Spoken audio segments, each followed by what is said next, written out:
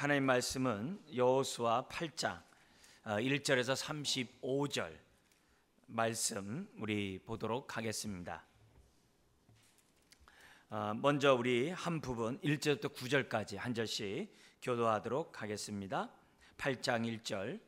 여호와께서 여호수아에게 이르시되 두려워하지 말라, 놀라지 말라. 군사를 다 거느리고 일어나 아이로 올라가라. 보라, 내가 아이 왕과 그의 백성과 그의 성읍과 그의 땅을 다 내 손에 넘겨 주었으니 너는 여리고와 그 왕에게 행한 것 같이 아이와 그 왕에게 행하되 오직 거기서 탈취할 물건과 가축은 스스로 가지라.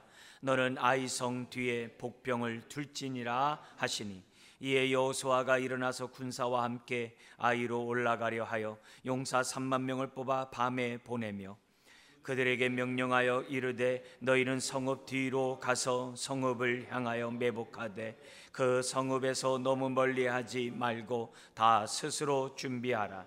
나와 나를 따르는 모든 백성은 다 성읍으로 가까이 가리니 그들이 처음과 같이 우리에게로 쳐 올라올 것이라. 그리할 때 우리가 그들 앞에서 도망하면 그들이 나와서 우리를 추격하며 이르기를 그들이 처음과 같이 우리 앞에서 도망한다 하고 우리의 유인을 받아 그 성읍에서 멀리 떠날 것이라.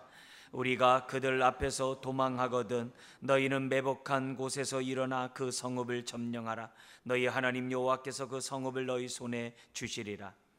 너희가 그 성읍을 취하거든 그것을 불살라 여호와의 말씀대로 행하라.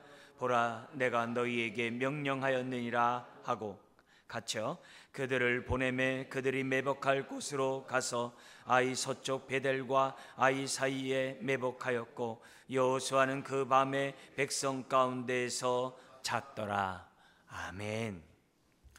오늘 이 8장은 아이 성의 점령과 그리고 점령한 다음에 30절부터 29절까지는 이제 아이성 점령이고요. 30절에서부터 35절까지는 세겜 지역으로 내려가서 세겜 땅에서 언약식을 체결하는 그런 내용이 오늘 본문이에요. 사실 여호수아에서 가장 핵심적인 본문이 8장 30절 이하에 있는 세겜 땅에서 세겜의 언약식을 행하는 것이 여호수아에서 가장 중요한 본문입니다. 근데 우리 성경에는 지금 정복을 중심으로 기록되어 있고 세겜의 그 언약식을 체결한 내용은 짧게 기록되어 있어요. 근데 간과되기 쉽지만 다시 한번 여러분의 강조드립니다. 여호수아에서 가장 중요한 본문은 세겜 땅에서 언약식을 체결한 거예요. 예식을 체결하는 거죠. 예식을 하는 거예요. 근데 그 전에는 뭐 했습니까? 요단강 동편 모압 평지에서 모세가 이스라엘 백성과 언약식을 맺죠. 아까 똑같은 언약식이에요. 결혼식을 하나님과 이스라엘 백성을 중매시키는 그 중매장이로서 그 역할을 뭐냐면은 수행을 해요. 그게 신명기예요. 그래서 신명기 3편의 설교가 있는 거예요. 그러면서 모압 평지에서 하면서 뭐라고 그러냐면은 너희가 가나안 땅을 정복하고 세겜 땅에 가걸랑 언약식을 지금 했으니까 어떻게 돼요? 그 예식을 치르래요. 결혼을 서로 서약했지만 결혼식을 나중에 치르는 경우가 있잖아요. 그런 것은 똑같이 모압에서는 결혼식을 이렇게 하나님과 체결을 해요. 근데 결혼 예식은 어디 가서 하냐면 세겜 땅에서 한다 이 말이에요. 그런 의미에서 우리는 신의 산 언약을 좀 더 갱신해서 발전시킨 언약이 모압 세겜 언약이라고 그래요. 그게 발전돼서 예수님이 십자가에 못 박혀 죽으시기 전에 살과 피를 가지고 떡과 포도주를 가지고 무슨 예식을 치러요? 새 언약식을 거행하죠. 그게 언약이 발전돼 가지고 새 언약이 나온 거예요. 그렇기 때문에 성경 우린 구약, 신약 그러잖아요. 옛 언약, 새 언약. 성경은 언약의 책이거든요. 그리고 지성소 안에 법궤가 있고 그 위에 뭐예요?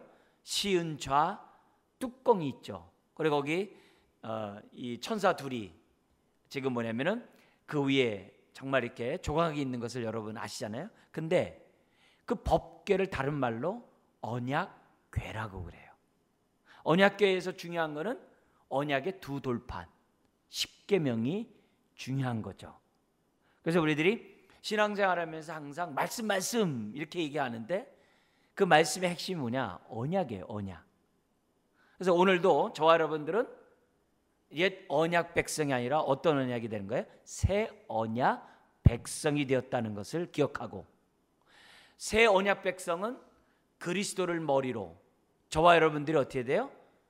그리스도의 몸의 지체로 한 새 언약 공동체를 이루는 이 교회가 중요한 거예요. 중요한 거예요. 그래서 우리는 지난주에는 아간 한 사람의 범죄로 옛 언약 공동체가 아이성에서 실패를 해요. 신약을 살아가는 저와 여러분들도 뭐예요? 그리스도 몸의 한 지체인 저와 여러분들이 나의 잘못이 여러분의 가정과 몸된 교회에 언약의 축복을 누리지 못하게 하는 원인이 될 수 있다라고 지난주에 말씀 배웠어요.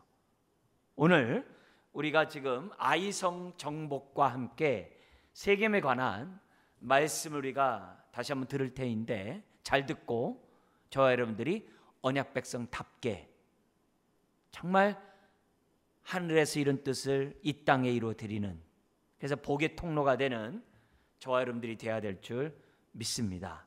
새 언약 공동체가 되어야 한다는 거죠. 자, 그런 가운데 오늘 이제 먼저 첫 번째 1절부터 29절에 아이성 정복에 관한 말씀을 우리 한번 먼저 살펴보도록 하겠습니다.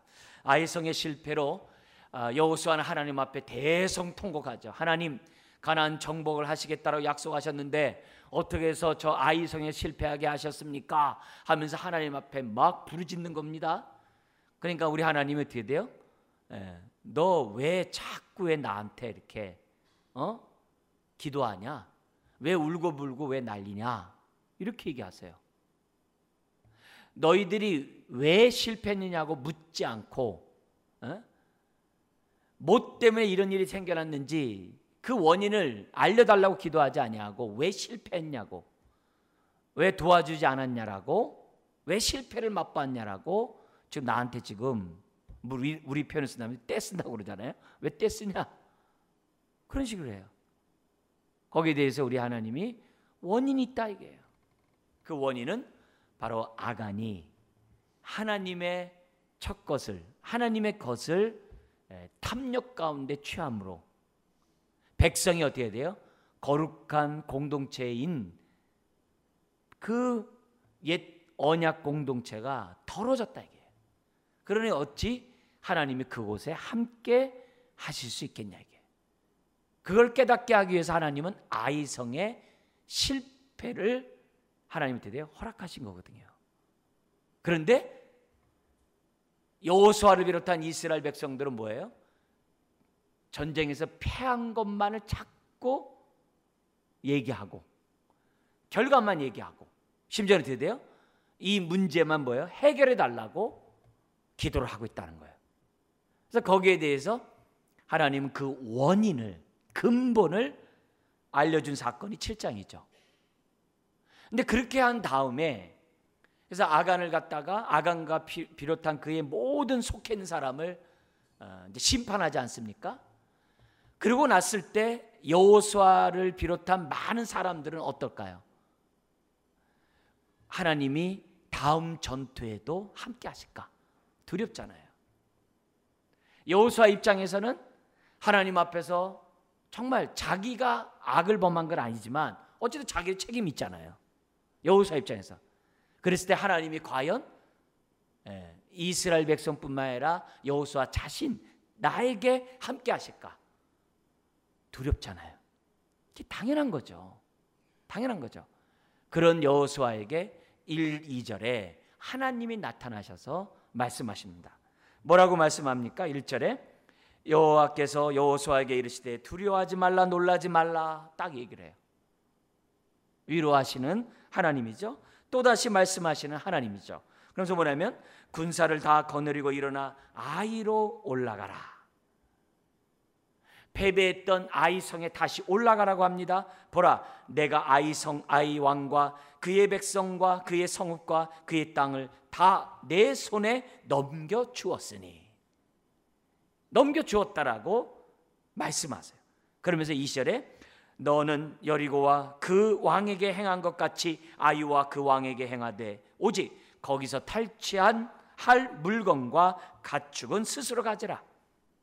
너는 아이성 뒤에 복병을 둘지니라 하시니. 여러분, 오늘도 하나님은 동일합니다. 우리도 하나님의 뜻대로 살지 않음으로 인해서 낭패를 볼 수가 있어요. 아이성과 같은 어려운 일을 겪을 수 있어요. 그랬을 때 그 원인을 찾아가지고 하나님 앞에 회개를 했습니다만 여전히 우리는 어떻게 돼요? 하나님 앞에 부족하고 부끄럽고 여전히 죄 많은 사람이기 때문에 하나님 앞에 다가서는 것이 주저하게 되죠. 왜요? 저나 여러분 모두가 어떻게 돼요?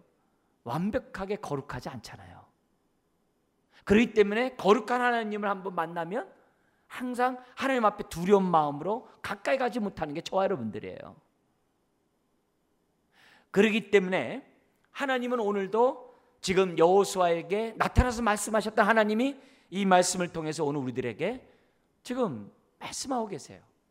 혹시 저나 여러분들이 하나님 보좌 앞에 나오는데 담대히 나오지 못하고 쭈삣쭈삣거리고 뭔가 깨름직하고 이런 모습에서도 하나님이 나를 사용하실까라는 두려움이 혹시라도 나에게 있다고 한다면 오늘 여호수아에게 하셨던 이 말씀하신 그 하나님의 마음을 저와 여러분들이 헤아려야 한다는 거죠.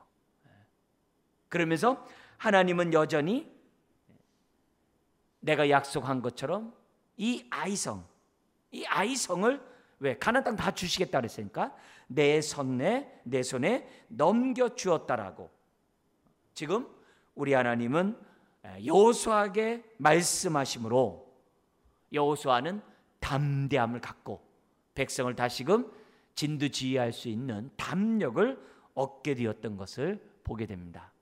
그러므로 오늘 우리들이 이런 아이성 정복에서 실패하고 또다시 아이성을 공격하는 일련 속에 나타난 이 원리들을 저와 여러분들이 잘 귀담아 듣고 우리가 실패했을 때 하나님 앞에 하나님 왜 내 기도 안 들어주세요? 왜 하나님 나와 함께 하지 않으세요? 이러지 말고 내 삶의 실패를 경험하고 사면 초과의 어떤 느낌이 나에게 있을 때마다 답답할 때마다 하나님 앞에 기도하기는 하나님 예수 안에는 부유함이 있다고 했습니다. 하나님의 자녀의 기도에 귀 기울이신다고 하셨습니다. 그리고 늘 함께 하시고 나를 통해 하나님의 뜻을 이루신다라고 말씀하셨는데 하나님 왜 내 삶이 이렇게 답답할까요? 일이 안 풀릴까요? 물어야 돼요. 무조건 하나님 나와 함께 안 하시죠? 하나님 나에게 지금 내 기도 안 들어주시죠? 지금 이 막힌 것에 대해서 지금 뚫어질 생각 없죠? 이렇게 하면 안 돼요. 오히려 그때마다 원인을 물어서 도대체 그 이유를 나로 하여금 보게 하여 주옵소서. 그런 마음으로 우리들이 실패 앞에 또 사면 초과 앞에 저와 여러분들이 서야 한다는 것을 우리들에게 지금 말씀하고 있어요. 여러분 아이성이 실패하고 아이성을 정복할 수 있는 것은 다른 거 아니에요. 그들의 군사력이 아니라 뭡니까? 하나님의 말씀의 순종 여부에 달려있다는 것을 지금 아이성 전투는 우리들에게 가르쳐주고 있습니다. 그렇기 때문에 이런 말씀을 보면서 기본적으로 하나님 앞에 좋은 것 주기를 원하시는 하나님 앞에 내 삶이 좋은 것이 없을 때 풍성한 삶을 주는 것이 하나님의 뜻인데 내 삶이 풍성하지 않을 때마다 항상 묻는 것은 하나님 이유가 뭡니까? 원인이 뭡니까? 뭐가 문제입니까?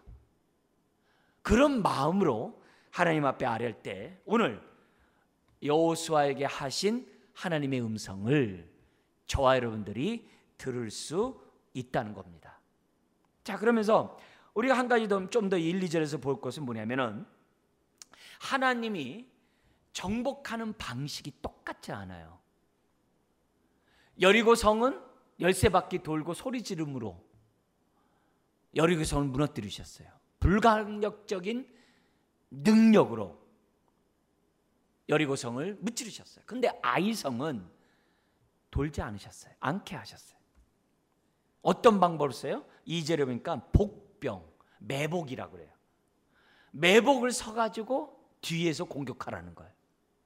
어떻게 보면은 전능하신 하나님의 이름에 좀 이게 품위가 안 맞는 것 같아요.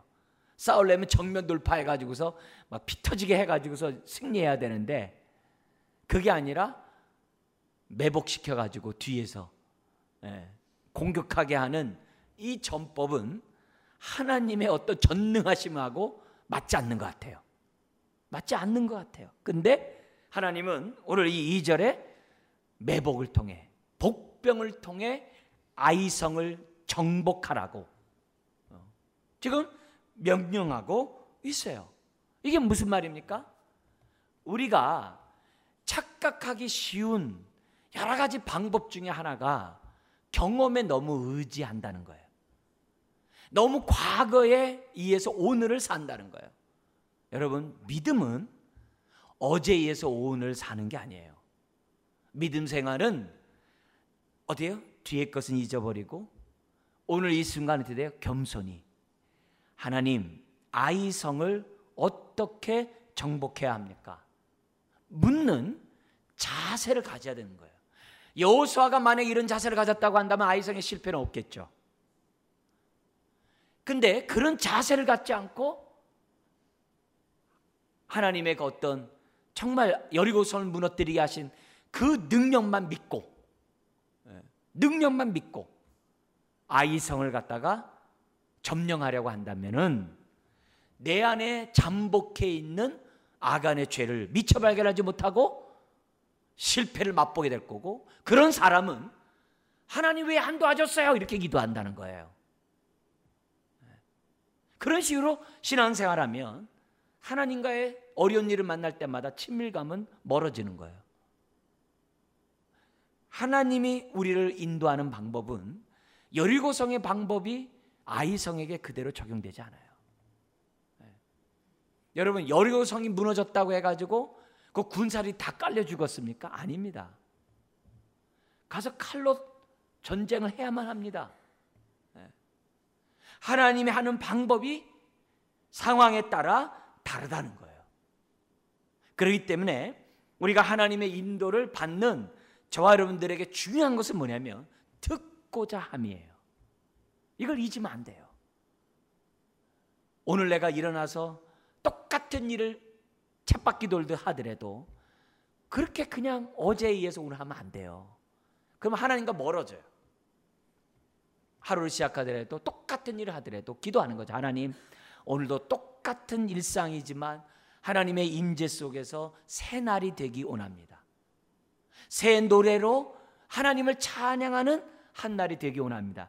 이런 마음으로 하루를 시작하면 오늘 하루는 어제의 오늘이 아니에요.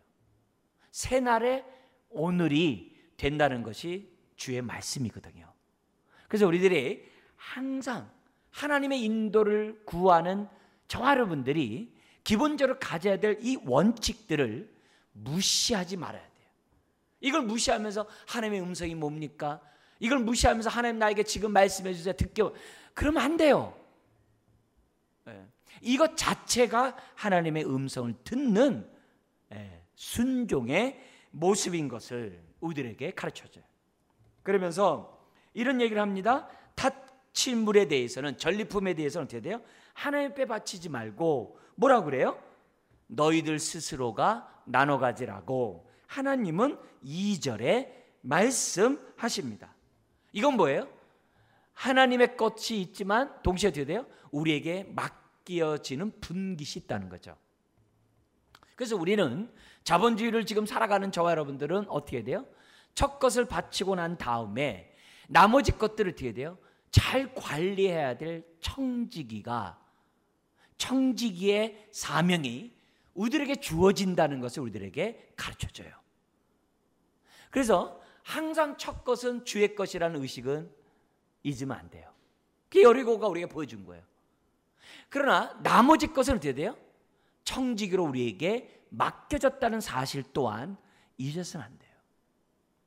그래서 우리가 청지기적인 삶을 살지 않으면 하나님 앞에 첫 것을 드리건 아무 의미가 없어요. 오늘 이 수요 예배가 하나님 앞에 은혜가 되려면 어떻게 해야 될까요?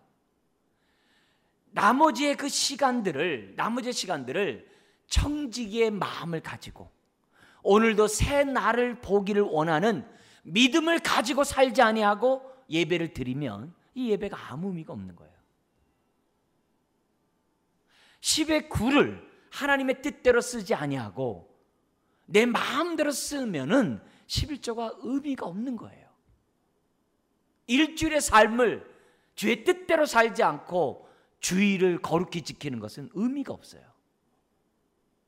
그런 의미에서 하나님이 우리들에게 눈 가리고 아웅하듯이 회칠한 무덤처럼 신앙생활하지 않기를 원하세요.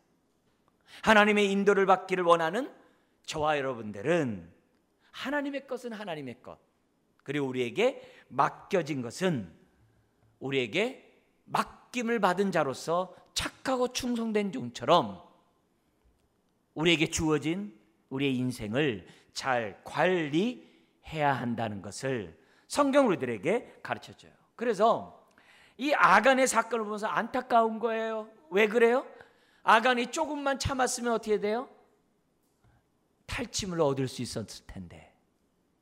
우리 인생도 마찬가지입니다. 조금만 참으면 하나님 우리들에게 어떻게 돼요? 쓸 것을 채워주시는 줄 믿습니다. 이걸 잊으면 안 돼요. 하나님 우리를 빈궁한 모습으로 사는 것을 기뻐하지 않으세요. 빈궁한 삶을 허락할 때는요, 감당할 은혜와 능력을 함께 주세요. 하나님을 경외하는 하나님의 백성이 빈궁할 때는 또 다른 의미가 있어요. 그러나 하나님이 우리의 일상적인 생활 속에서는 복의 통로가 되기를 원하세요. 그렇기 때문에 오늘 우리들의 삶에 내 삶이 빈궁하더라도 우리 하나님의 인도를 받으면서 신앙생활 하자 이게요.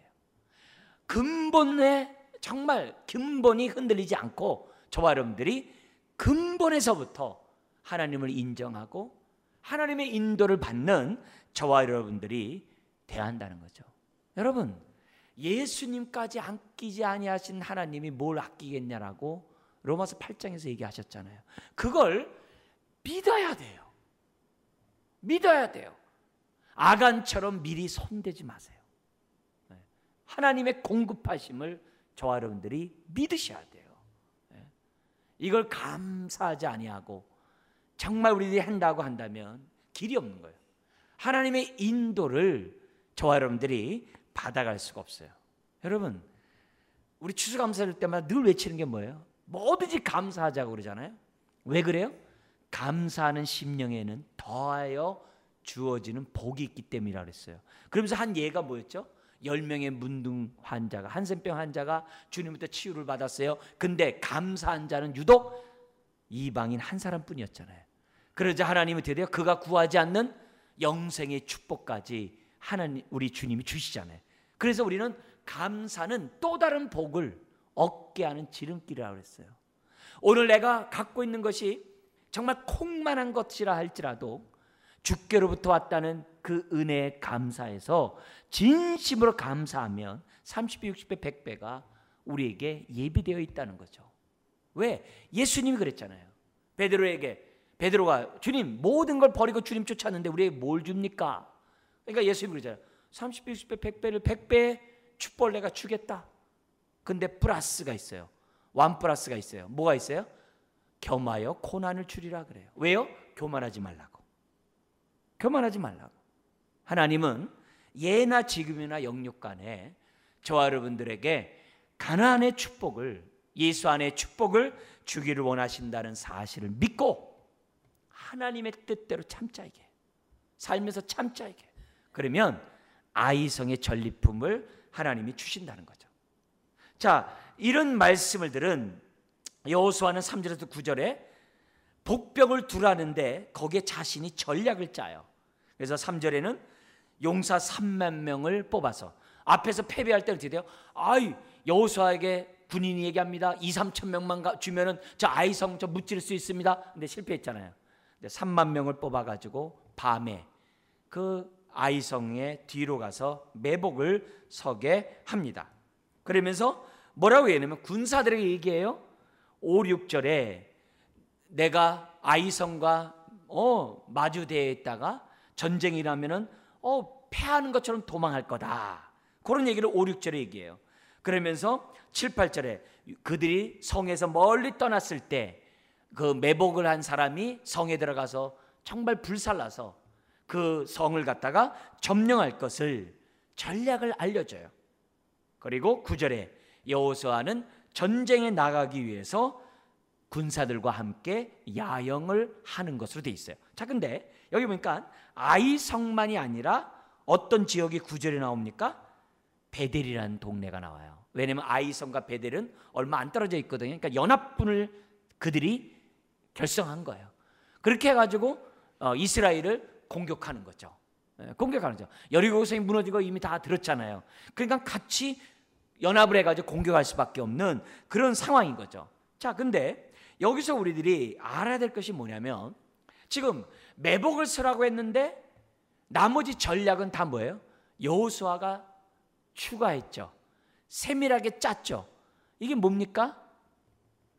여러분, 하나님은 백성과 함께 전쟁하기를 원하세요. 무조건 우리가 어떻게 돼요? 주워 먹는 것이 아니라 우리가 어떻게 돼요? 해야 될 도리를 다하기 원하세요. 그런데 매복만 쓰라고 했던 그 하나님의 명령을 여호수아가 어떻게 돼요? 지혜를 바람으로 3만 명을 뒤에 매복을 세워놓고 우리가 너 도망가는 척했다가 다시 돌아서 가지고서 양쪽에서 공격하자 이렇게 얘기하잖아요. 이런 전략은 하나님이 가르쳐준 게 아니거든요. 그렇지만 이미 여호수아는 40년 동안 광야 생활을 하면서 전쟁에 능한 자가 됐거든요. 군대 장관이었거든요. 그러니까 하나님이 어떤 원칙을 딱 던져주니까 세세한 계획은 여호수아가 짰다는 거죠. 물론 하나님이 주신 지혜겠습니다만, 그렇기 때문에 오늘 우리들이 알아야 될 것은 뭐냐면 여러분의 인생이 던져졌어요. 근데 그 던져진 인생을 예수님이 어떻게 돼요? 핏값으로 사셨어요. 아멘. 그럼 핏값으로 사신 그 예수님이 또다시 오늘 우리들에게 양을 이리 가운데 보낸 것처럼 이 세상에 보내셨어요. 이제 던진 게 아니라 보내셨죠. 그럼 보내신 저와 여러분들이 어떻게 살아야 되냐 이게요. 우리 인생을 어떻게 설계해야 되냐 이게요. 최후 승리는 보장되었어요. 아멘. 왜? 보좌 우편에 앉게 하신다 그랬으니까 최후 승리는 보장되었어요. 그러면 남은 나의 인생은 최후 승리가 보장되어 있지만 이리 가운데 던져진 보냄을 받은 저와 여러분들 우리의 인생을 어떻게 하냐 이게요. 여호수아의 지혜처럼 저와 여러분의 인생을 뭐 하라는 거예요? 설계해야 한다는 거예요. 우리의 인생을 계획해야 한다는 거예요. 어떻게 사는 것이 보냄을 받은 자로서의 삶인지, 어떻게 사는 것이 이 땅에서 하나님의 이름이 드러나는지, 어떻게 사는 것이 하늘에서 이룬 뜻을 이 땅에 이루는지 내가 내 인생을 어떻게 돼요? 설계하라 이게. 돈만 늘리려고 설계하지 말고, 여러분의 스펙을 늘리기 위해서 설계하지 말고, 내 인생을 어떻게 쓰여지기 위해서 정말 기뻐하는지를 하나님의 지혜를 구하며 설계하라는 거예요. 그거는 뭐예요? 오늘 저와 여러분들의 몫이에요. 십자가 부활로 승리하신 주님이 오늘 나와 함께 하세요. 그러면서 우리에게 말합니다. 우리의 인생을 설계하라고. 하나님의 뜻 안에서. 여러분이 한 해를 살 때라도 계획하잖아요. 어떻게 사는 것이 정말 가나안 땅을 정복하는 삶인지, 내 일터를 정복하고 나를 만나는 사람들에게 하나님의 사랑을 전해야 되는지 계획을 저와 여러분들이 세워야 한다는 거죠.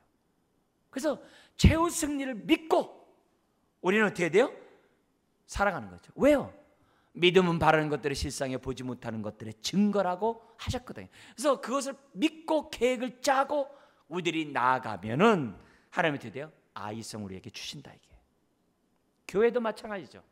우리 올해 20주년을 우리가 맞이했는데 함께 하셨던 주님, 앞으로 우리가 어떻게 교회를 세워가야 되는지 전략을 짜야죠. 머리를 짜야죠. 성경학교를 해요. 계획을 짜죠. 전략을 짜죠. 성경학교를 실행해요.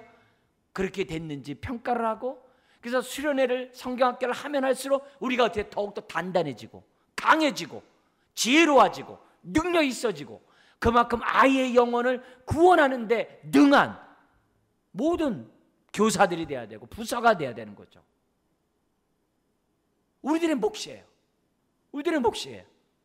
아이를 정복하는 거나 아이 성을 정복하는 거나 같은 거예요. 우리 반 아이들을 어떻게 정복할지 아이 성의 지혜를 배워서 저와 여러분들이 전략을 짜고 아이를 하나님의 자녀로 세울 수 있도록 해야 한다는 거죠. 그러자 10절에서 29절에 여호수아가 계획한 대로 하나님이 이루어지도록 하나님은 역사하셨던 것을 29절까지 우리들에게 가르쳐 줍니다. 그래서 하나님은 결국 뭐예요? 실패한 그 자리에서 승리케 하시는 여호와이신 것을 오늘 우리들에게 보여줍니다. 자, 그러므로 여기서 우리는 알아야 될 것은 오늘 지금 우리 한번 교회 우리 주일학교 지금 성경학교를 앞두고 있는데요. 성경학교를 위한 우리들의 계획과 우리들의 전략과 우리들의 헌신과 우리들의 수고가 하나님 기뻐할까 기뻐하지 않을까요? 당연히 기뻐하죠. 그런데 성경학교나 수련할 때마다 우리들의 마음에 만족하지 못할 때가 있고 아쉬울 때가 있고 여러 가지 부족할 때가 많이 있을 수가 있어요. 심지어는 어떻게 돼요? 정말 형편없이 성경학교가 끝날 수도 있어요. 그럴 때 무용론을 얘기하겠습니까? 그게 하나님이 기뻐하는 뜻일까요? 아니죠. 성경학교를 하면서 아이를 위해 헌신하고 수고하는 것을 하나님이 누구보다 기뻐하기 때문에 실패했다고 해서 포기하는 것이 하나님의 뜻이 아니라 뭐 하는 거예요? 오늘 이 말씀에 근거해서 더욱더 하나님 앞에 헌신하고 인내하고 수고하고 참고 사랑으로서 더욱더 잘 계획을 짜고 원인이 뭔지 분별하고 더욱더 우리의 삶을 드리기를 힘쓸 때 성경학교가 빛이 나는 거 아니겠어요? 우리 인생도 마찬가지예요. 우리가 실패했다고 해서 하나님 나 기도 안 들어줬네, 함께하지 않았네, 나와 관심, 그렇게 하면 안 되죠. 내가 잘 되길 바라는 분이 누구보다도 하나님이신데, 나를 선대하시는 분이 하나님이신데, 내 삶이 초라하게 있는 것으로 하나님의 이름이 가리워지는 것을 하나님이 기뻐하시겠어요? 아니죠. 오늘 원칙에 따라 기도하고 내가 속해 있는 곳에서 하나님의 이름이 드러나도록 저와 여러분들이 전략을 짜고 포기하지 말고 또다시 아이성을 공격할 때 하나님은 어떻게 돼요? 아이성을 주시는 거죠.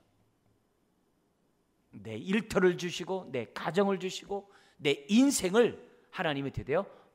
찾아주시는 거죠. 흘려보내는 인생이 아니라 정말 보람 있는, 그게 풍성한 삶이잖아요. 가치 있는 그런 인생으로 우리의 삶을 이끌어간다는 거예요. 내 남은 삶이 얼마든지 간에 남은 삶이 하나님 보실 때 기뻐하고 우리는 의미 있고 보람 있는 인생이 되도록 하나님이 축복하세요. 여러분, 아이성의 왕이 실패한 것은 한번 이겨본 교만 때문에 실패했어요. 뒤를 정말 잘 했어야 되는데 그냥 지난번처럼 또 이기라고 자기 경험 어제에 의해서 오늘 하다가 실패를 했어요. 여호수아와 다를 바가 없어요. 오늘 우리 새 마음 정말 겸손한 모습으로 아이성의 실패가 우리 인생에 또다시 재현되지 않도록 오늘의 원칙을 가져야 한다는 거죠. 자, 이렇게 한 다음에 30절 35절에 여호수아는 이스라엘 백성을 데리고 세겜 땅에 있는 에발산과 그린심산 사이에 이스라엘 백성을 이끌어 갔던 것을 이제 보게 됩니다. 여기까지의 어떤 그 거리를 보면 어느 정도냐면요, 아이성에서 세겜 지역까지 약 48km예요. 그 당시 200만 명의 인구를 데리고 48km. 여러분, 저기 김포보다도 더 멀어요. 김포보다 더 먼 곳까지, 강화도 그 입구까지 가야 돼요. 그 먼 곳까지 이렇게 이스라엘 200만이 이동한다는 건 가나안의 모든 족속들이 정말 다 정탐꾼들이 얼마나 많겠어요. 많은 정말 궁금증을 이야기하는 그런 일이에요. 이스라엘 백성조차도 많은 궁금증이 있겠죠. 근데 여호수아는 아이성을 또 베델을 정복한 다음에 계속 전쟁을 하는 게 아니라 어디로 가는 거예요? 세겜 땅으로 가요. 그리고 이 아이성은 이 뭐냐면 구릉 지역이거든요. 이 요단강은 아주 해안보다 더 낮은 지역이고 거기에서 남북으로 통하는 그 길목이 여리고성이에요. 그걸 점령했어요. 그래서 그쪽 길목으로 못 다녀요. 평지로. 근데 그 구릉이 역시 평지예요. 산이. 그 남북에 있는 그 요충지의 중심이 아이성이에요. 그래서 아이성을 점령하니까 남북이 나눠지는 거예요. 연합을 못 해요. 아주 전략이 굉장히 뛰어나요. 1차 세계대전 때 팔레스틴에 있는 그 나라를 정복해가지고 이스라엘에게 줄 때 연합군이 어떻게 팔레스틴을 점령했냐면 여호수아 방법대로 했대요. 1차 세계대전 때. 그래가지고 1차 세계대전 때 쉽게 팔레스틴을 점령해가지고 이스라엘에게 줬답니다. 아주 굉장히 뛰어난 전략이에요. 자, 근데 계속 공격하지 아니하고 어디로 하냐면 세겜 땅에 갔다는 거예요. 왜냐? 아까 말씀드렸던 것처럼 세겜 언약식을, 모압 세겜 언약식을 거행하기 위하여 그렇게 했다는 거죠. 그래서 왜 이렇게 했느냐? 뭐냐면 여호수아가 원한 그런 것도 있지만 뭐가 있어요? 모세가 이미 명령했어요. 너희가 가나안 땅에 가거랑 세겜에서 언약식을 거행하라. 그렇게 얘기했어요. 그러니까 여호수아는 순종한 거예요. 그러면 여호수아가 왜 순종했을까요? 여호수아는 알았거든요. 생사화복은, 축복과 저주는 우리가 얼마나 언약의 말씀에 순종하느냐 그렇지 않느냐에 달려있다는 것을 여호수아는 알고 있거든요. 더구나 아이성에서 실패해서 뼈저리게 체험했거든요. 두 번 다시 실패하지 않기 위해서, 그리고 또한 이스라엘 백성을 각성시키기 위해서 어디로 간 거예요? 세겜 땅을 간 거예요. 우리가 정복하는 것보다 중요한 것은 언약 백성이 되는 거다, 이거예요. 그래서 출애굽한 이스라엘 백성이 가나안 땅을 가지 아니하고 어디로 간 거예요? 시내산으로 간 거랑 똑같은 거예요. 그래서 여호수아는 이스라엘 백성에게 다시 한번 모세가 들려준 그 언약의 축복의 말씀을, 또 저주의 그런 경계를 주고자 갔던 거죠. 신명기 30장 19절 20절을 제가 한번 읽어드릴게요. 내가 오늘날 천지를 불러서 너희에게 증거를 삼노라. 내가 생명과 사망과 복과 저주를 네 앞에 두었은즉 너와 네 자손이 살기를 위하여 생명을 택하고 내 하나님 여호와를 사랑하고 그 말씀을 순종하며 또 그에게 복종하라. 하나님, 우리가 생명을 선택하기를 원하세요. 생명을 선택하기 원하세요. 근데 안타깝게도 그걸 선택하지 않음으로 아이성에 실패했던 거죠. 근데 참 재밌는 건요, 이렇게 했는데요, 9장에서 또 실패. 9장에서 또 실패. 이게 실패 안 할 것 같은데 또 실패. 기브온이 유혹해 왔을 때 멀리서 온 것처럼 무장 이렇게 위장해서 오잖아요. 위장술에서 거기에 또 속아 넘어가요. 그때 하나님 또 기도했어야 되는데 또 안 해. 참 이게 인생입니다. 네. 자, 근데 보십시오. 30절 한번 읽어볼까요? 그때 여호수아가 이스라엘의 하나님 여호와를 위하여 에발산에 한 제단을 쌓았으니, 여러분 에발산과 그린심산이 있고 그린심산은 축복의 산, 에발산은 저주의 산이라고 그랬죠. 근데 저주의 산에 뭘 쌓았어요? 제단을 쌓았대요. 여러분 제단은요 저주의 산에 필요한 거예요. 아멘. 여러분 그거 잊으면 안 돼요. 잘 아셔야 돼요. 제단은 저주의 산에 쌓아야 되는 거예요. 자, 근데요 예수님 당시에 사마리아의 지역에 주님이 갔을 때 한 여인과 대화를 해요. 근데 그 여인이 예수님에게 뭐라 그러냐면, 우리 조상들은 그린심산에 예배하고 당신네들은 예루살렘에 예배하나이다, 이렇게 얘기를 해요. 그러니까 예수님이 뭐라 그래요? 이 산도 저 산도 말고 성령 안에서 예배할 때가 오나니 이때라 그랬어요. 기억하시죠? 자, 그러면 왜 그들은 에발산에 제단을 쌓지 않고 그린심산에 제단을 쌓았을까요? 축복의 산인데. 사마리아 사람들은 모세 오경을 믿는 사람들이에요. 모세 오경을 믿는 사람들이에요.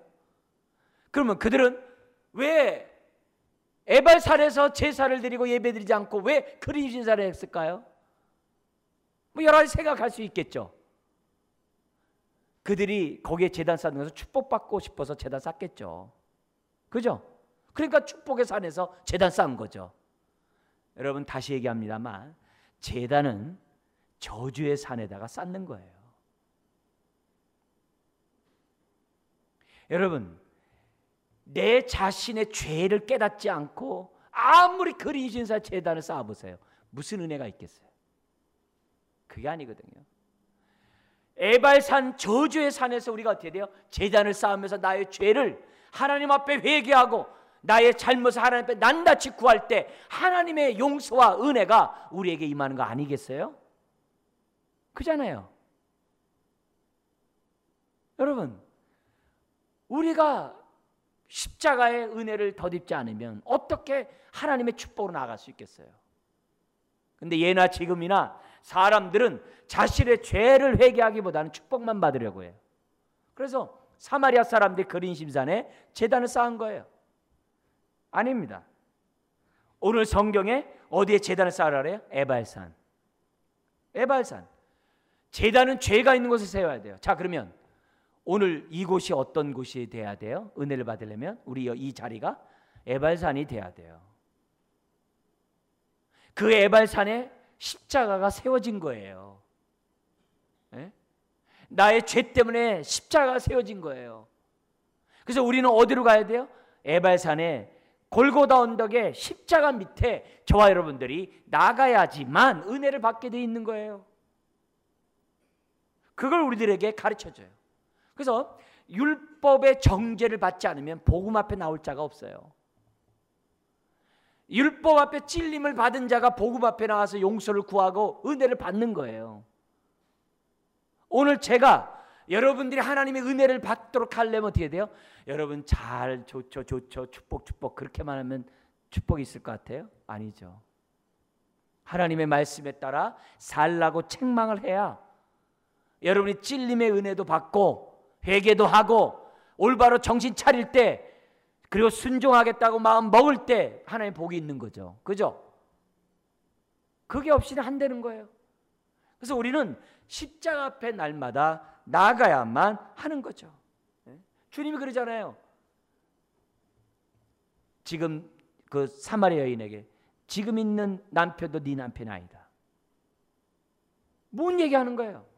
내 죄를 알아야 은혜를 받는다는 것을, 솟아나는 샘물이 그 안에서 터져나온다는 것을 주님이 알려주는 거거든요.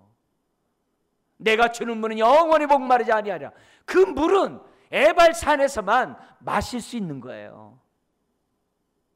그렇지 않으면 은혜를 받지 못해요. 그러면서 얘기합니다. 31절 이는 여호와의 종 모세가 이스라엘 자손에게 명령한 것과 모세의 율법책에 기록된 대로 쇠 연장으로 다듬지 아니한 새 돌로 만든 제단이라. 무리가 여호와께 그 제단 앞에 번제물과 화목제를 그 위에 드렸으며, 여러분 요거를 신약에서 많은 목회자들이 다듬지 않는 이 돌을 갖다가 해설 어떻게 하냐면 인본주의적인 요소들을 다 빼버린 오로지 성령의 인도함을 받는 예배로 해석을 해요. 오늘도 우리 마찬가지예요. 지금 하나님을 섬겨나가는 데 있어서 조금이라도 개인적이고 인본적인 그런 모습으로 하나님 앞에 인간의 노력으로 은혜를 받을 수 있다고 생각하면 그건 오산이라 이거죠. 우리는 오직 은혜만이 나를 나되게 한다라는 믿음을 가지고 다듬지 않은 돌을 앞에 그 마음을 가지고 예배를 드려야 한다는 거죠. 이 시간도 마찬가지예요. 나의 의로운 행동 하나 없이 은혜만을 구하는 마음이 바로 다듬지 않은 돌의 마음의 제단이라고 얘기를 해요. 거기서 뭐가 있는 거예요? 번제가 주님이 온전히 드려졌고 화목제가 하나님과 우리가 원수된 우리가 하나 되는 놀라운 역사가 있는 거죠. 오늘도 우리 마찬가지입니다. 십자가는 솟아나는 샘물로 우리를 정결케 합니다. 십자가는 우리들을 하여금 굳건한 반석 위에 세워놓게 하는 것이 십자가입니다. 여러분, 십자가는 하나님과 원수된 우리를 화해시키는 것이 십자가입니다. 그래서 오늘도 예배 드릴 때 우리가 뭘 의지하고 나가는 거예요? 십자가만을 든든히 붙잡고 나가는 거예요. 근데 이걸 또 너무 잘 알아가지고 그냥 말로는 십자가인데 마음이 십자가가 아닐 수 있어요. 마음이 다듬지 않은 돌이 돼야 되는데 아주 그냥 회로 그냥 아주 바다 냄새가 나는 그런 모습으로 예배를 드린다고 한다면 안 되는 거죠. 그러면서 이렇게 얘기합니다. 32절 이하에 여호수아가 거기서 모세가 기록한 율법을 이스라엘 자손의 목전에서 그 돌에 기록하매 온 이스라엘과 그 장로들과 관리들과 재판장들과 본토인뿐만 아니라 누구까지요? 이방인까지 여호와의 언약궤를 맨 레위 사람 제사장들 앞에서 좌우에 절반은 그림신 또 절반은 에발산에서 섰으니 이는 전에 여호와의 종 모세가 이스라엘 백성에게 축복하라고 명령한 대로 함이라. 34절 읽겠습니다. 그 후에 여호수아가 율법책에 기록된 모든 것대로 축복과 저주하는 율법의 모든 말씀을 낭독하였으니. 낭독하였으니. 근데 이게요, 에발산과 그린신산에 거기 갔다 온 사람들이 뭐라고 하냐면요, 이 공명이 있어가지고요 가운데 제사장에서 소리를 지르면 다 들린대요. 마이크가 없어도. 그리고 이 산에서 한 말이 저 산에 다 들린답니다. 그게 공명이 돼가지고 그렇대요. 그러니까 모든 사람 한번 저주를 얘기하면 하나 저주가 있을 때마다 아멘 아멘 아멘 아멘 하라고 신명기 얘기했잖아요. 그대로 한 거예요. 그러면서 35절 모세가 명령한 것은 여호수아가 이스라엘 온 회중과 여자들과 아이와 그들 중에 동행하는 거류민들 앞에서 낭독하지 아니한 말이 하나도 없었더라. 이 말은 뭐예요? 말씀을 지키되 철저히 지킬 것을 지금 뭐예요? 우리들에게 가르쳐주고 있습니다. 오늘 이 수요예배가 신약의 입장에서 이 말씀과 연관해서 본다면 오늘 여러분들이 일터에 있다가 이 자리에 나온 것이 뭐예요? 세겜 땅에 온 거와 똑같은 거예요. 여러분이 예배를 드려 나온 것이 뭐예요? 세겜에서 하나님 앞에 선 거와 똑같은 거예요. 오늘도 축복과 저주의 말씀을 여러분이 들은 거예요. 여러분은 뭘 해야 돼요? 생명을 선택해야 될 지혜로운 자가 돼야 한다는 거죠. 여러분, 우리들의 성경은 정확하게 얘기해요.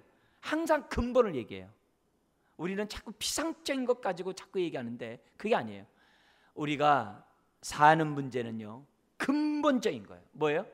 하나님 말씀에 순종하냐 불순종하느냐, 그거예요. 신약을 살아가는 저와 여러분도 마찬가지입니다. 예수님 율법을 폐했느냐? 아니요, 완전케 하러 오셨어요. 그래서 신약은 율법을 어떻게 지켜요? 문자적으로 지키는 게 아니라 정신에 따라 지켜요. 하나님 사랑 이웃 사랑. 그래서 뭐예요? 성령을 주신 거예요. 아멘. 네. 우리 이 얘기는 우리 다음 주에 좀 더 우리 보강하면서 우리가 말씀을 좀 더 우리 듣고 다시 한번 우리들이 좀 우리 정리했으면 좋겠어요. 말씀 마치겠습니다. 여러분, 오늘 하나님이 오늘 이 자리로 불러주셨어요. 세겜 땅에 불러주시듯이 불러주셨어요. 오늘 이 자리에서 우리가 해야 될 것은 뭐냐? 하나님의 인도를 어떻게 받느냐? 여러분, 하나님이 오늘 우리들에게 인도를 받는 하나님의 방법들을 주셨어요. 가장 기본적인 거, 매 순간 묻자는 거예요. 그리고 돌이켜봐야 돼요. 나는 오늘 말씀에 얼마나 순종하는 삶을 살았는지 한번 돌이켜보자 이게. 그리고 말씀을 살다가 어려운 일이 생기고 힘든 일이 생길 때마다 왜 안 도와주세요 그러지 말고 원인이 뭔지 근본에서부터 찾아서 하나님의 인도를 받는 저와 여러분들이 되어야 될 줄 믿습니다. 기도하겠습니다. 하나님 아버지, 오늘도 말씀하시는 하나님 인하여 감사함을 드립니다. 말씀 앞에 겸손히 엎드리게 하여 주시고 우리의 생각이, 우리들의 판단이, 우리들의 선택이 말씀을 떠나지 않게 하여 주옵소서.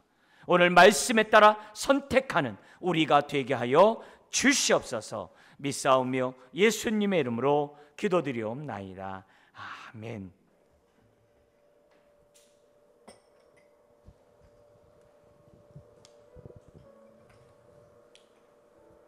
이 시간 함께 주님이 주신 땅으로 함께 찬양하시겠습니다.